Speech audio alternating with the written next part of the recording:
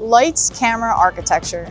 We're here on the Bird Air Architectural Icons Tour in Brooklyn, New York, at the iconic tensile cable net structure at Domino Square Park.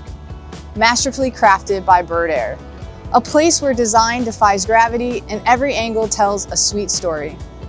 As part of the historic redevelopment at Domino Square Park by Two Trees Management Company and designed by the team of Lightweight Structures Group at TYLin, formerly FTL Design and Engineering Studio, and Architect Studio Cadena, this approximate 10,000 square foot seasonal cable net tensile structure features 120 panels of removable PVC mesh fabric staggered in selected positions, providing shade during the summer months and removed during the winter time as the space below is turned into an ice skating rink.